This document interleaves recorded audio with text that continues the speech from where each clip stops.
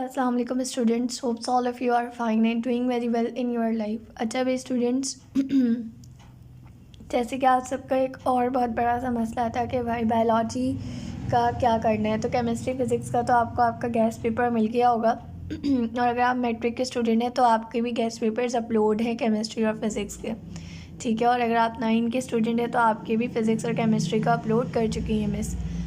अब बायोलॉजी का आपका 9 क्लास का अपलोड किया जा रहा है। इंशाल्लाह आप लोगों का बायोलॉजी मैट्रिक क्लास का भी अभी अपकमिंग 1 to 2 डेज़ के अंदर जो है वो अपलोड कर दिया जाएगा। अच्छा भी स्टूडेंट्स, अब जो है मैं आप लोगों को ये गेस्ट पेपर थोड़ा सा बताती जाऊंगी कि इसकी कैसे प्रिपरेशन करनी है, इसको कैसे डील करना है, कैसे किस चीज़ में क्या क्या चीज़ें लिखनी है, ठीक है। उन सब चीज़ों को गौर से सुनना, कुछ भी स्किप मत करना, वरना फिर इम्पॉर्टेंट पॉइंट लॉस कर जाओगे। फिर जब अगर तुम वो इम्पॉर्टेंट पॉइंट्स लूज़ कर जाओगे तो फिर क्या होगा, फिर जाहिर सी बात है मार्क्स कम आएंगे, ठीक है ना। अपना लॉस नहीं करना, आगे देखते हैं।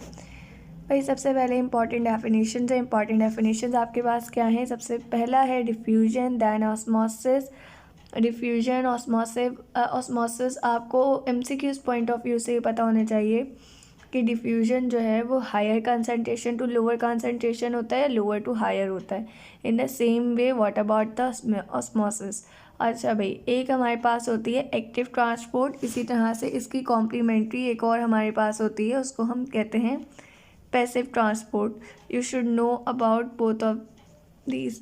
अच्छा भाई आपको पता होना चाहिए कि एक्टिव ट्रांसपोर्ट में हमारे पास एटीपी जो है वो लगता है, ठीक है। क्यों?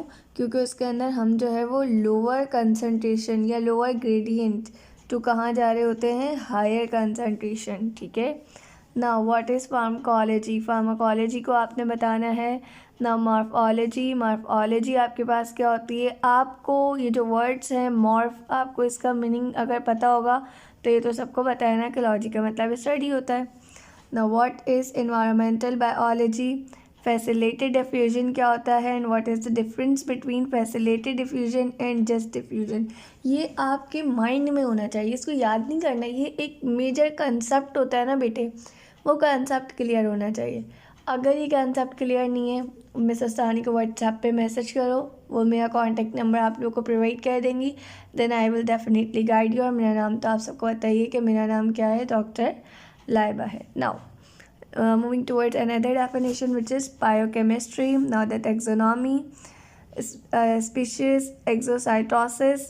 If you are studying exocytosis, अगर आप एक्सोसाइटोसिस को पढ़ ही रहे हैं तो you should know about its complementary endocytosis, ठीक है। इसका अपोजिट जो एंडोसाइटोसिस है उसके बारे में भी आपको पता होना चाहिए ना। What is plasmolysis? अगर प्लाज्मोलाइसिस का पता है तो आपको डी प्लाज्मोलाइसिस का भी पता होना चाहिए, ठीक है, क्योंकि इसका अपोजिट है ना। जो चीज़ प्लाज्मोलाइसिस में हो रही होगी डी प्लाज्मोलाइसिस में वो चीज़ उसके उलट हो रही होगी, ठीक है। अगर पानी जो है वो आपके पास प्लाज्मोलाइसिस में जो है पानी सेल में से निकल रहा है, या आपके पास सेल है, अगर इसमें से H2O जो है वो आपके पास ज़ाहिर है यही होता है ना, प्लाज्मोलाइसिस में आपके पास जो वाटर होता है वो निकलता है। तो डी प्लाज्मोलाइसिस में आपके पास क्या होगा, वाटर जो है वो एब्सॉर्ब होगा, ठीक है ना। द जेनेटिक्स क्या होती है? जीन क्या होता है? You should know about it. Gene का क्या काम होता है हेरिडेटरी मटेरियल के तौर पर। What is immunology? ना व्हाट इज़ पैरासाइटोलॉजी? अगर आप पैरासाइटोलॉजी की बात कर रहे हैं वहाँ पे आप पैरासाइट्स को पढ़ते हैं, तो what is parasites? Developmental biology. Coenzymes क्या होते हैं? अगर कोएंजाइम्स को पढ़ रहे हैं तो व्हाट इज़ एंजाइम्स, ठीक है। And what is ribozymes? ये भी आपके पास है, एमसीक्यूज़ के हिसाब से इम्पॉर्टेंट है।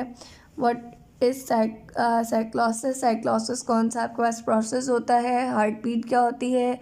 1 मिनट के अंदर हार्ट कितने टाइम बीट करता है? नेक्रोसिस क्या होती है? सब आपको पता होना चाहिए, ठीक है। अब इम्पॉर्टेंट डिफरेंसेस को देखते हैं। इम्पॉर्टेंट डिफरेंसेस है हमारे पास open and close type circulatory system. तो आपको ये भी पता होना चाहिए कि ओपन टाइप सर्कुलेटरी सिस्टम का क्या एडवांटेज है या क्या डिसएडवांटेज है। In the same way what about the close type circulatory system, कौन से ऐसे एनिमल्स हैं जिसके अंदर ये दोनों चीज़ें हो रही होती हैं, फोटोसिंथेसिस क्या है, कौन सा प्रोसेस है, ठीक है, क्या फोटोसिंथेसिस में एनर्जी बनती है, इन द सेम वे क्या रेस्पिरेशन में एनर्जी बनती है।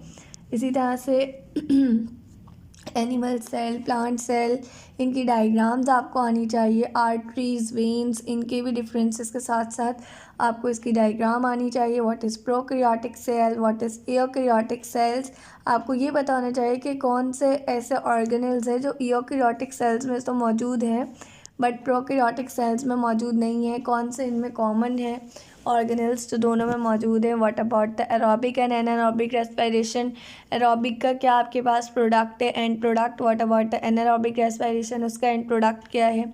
लाइट एंड डार्क रिएक्शंस आपके पास क्या होते हैं, क्या बेनिफिट होता है इसका।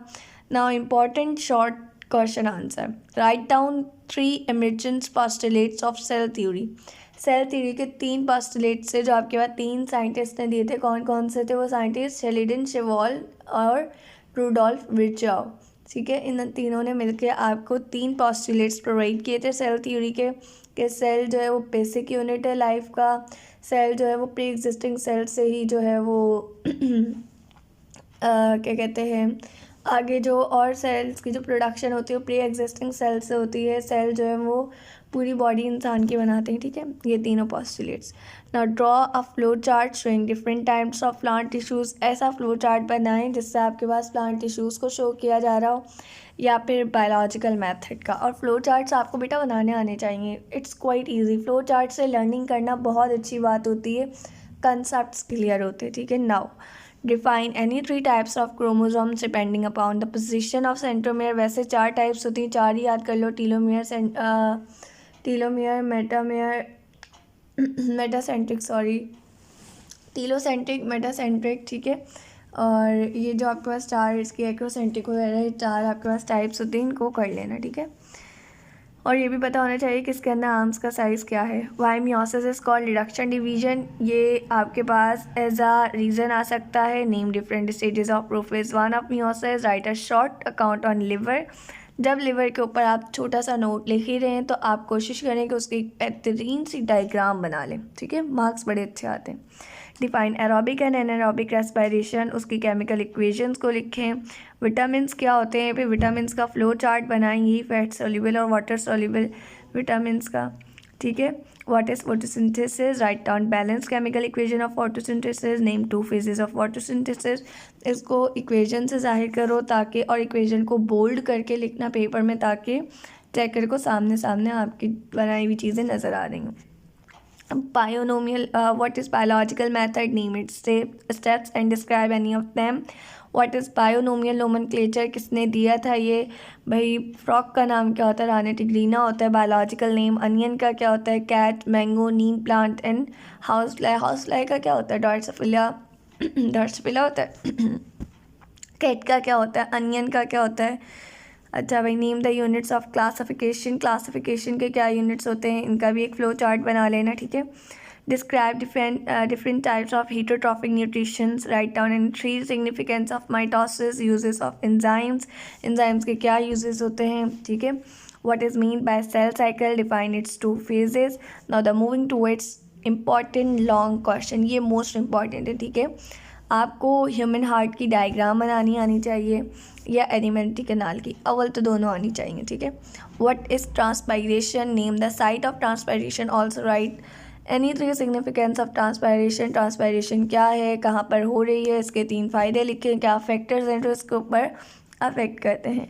ब्लड क्या है, ब्लड के 2 कंपोनेंट्स होते हैं, इसको डिफाइन करें, एक्सप्लेन करें इन डिटेल, और also draw a suitable diagram, और कोशिश करिएगा कि लेबल डायग्राम बनाएं। ठीक है, टिश्यू क्या होता है, 2 एनिमल टिश्यूज़ को जो है एक्सप्लेन करें, कोशिश करें डायग्राम बना दें। इसी तरह से प्लांट टिश्यूज़ को भी विद डायग्राम डिफाइन करें।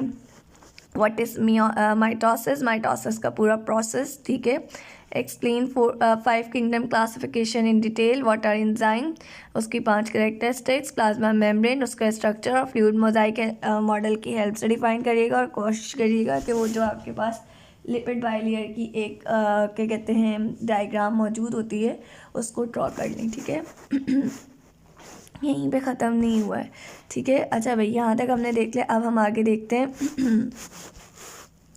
इम्पॉर्टेंट क्वेश्चन आपके पास आगे हैं। डिफाइंड बायोलॉजी, उसके डिविजन्स, इसके अलावा relationship of biology to other sciences.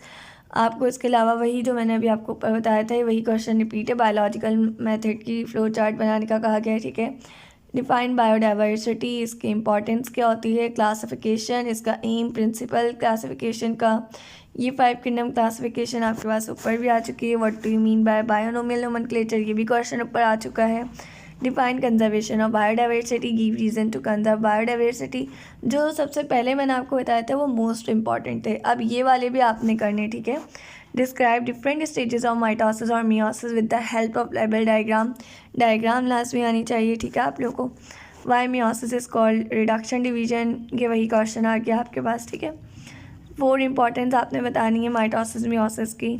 अच्छा भाई, उसके बाद जो है अगर आपके पास उसके बाद अगर आपके पास ये जो डेफिनेशंस है, इसमें कोई चीज़ ऊपर हमने जो डेफिनेशन पढ़ी उसके अंदर आपने देखा होगा कि मैं आपको कुछ वर्ड्स बता रही थी, तो मैंने जब ज़रूरत महसूस करी तो वो वर्ड्स यहाँ पर देखें मौजूद है, जैसे exocytosis, apoptosis, mitosis, meiosis, human heart, chromosome, heterotrophic nutrition, photosynthesis, enzyme, respiration, ATP, pulmonary circulation, systematic circulation, blood taxonomy.